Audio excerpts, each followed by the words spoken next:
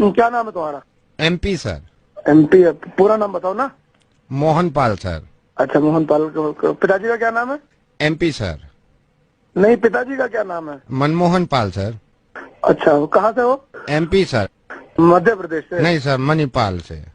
अच्छा, कितना पढ़े हो? MP sir. इसका क्या मतलब है भाई? Matric pass sir. क्यों करनी हुई है नौकरी?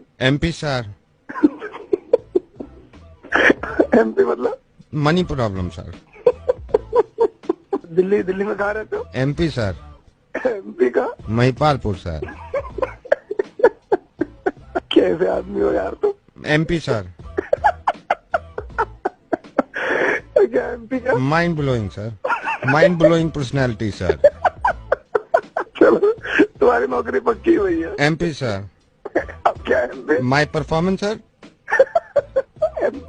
MP क्या है सर? Mental patient. आ गए सर, हम जा रहे हैं। कौन आ गए? MP sir.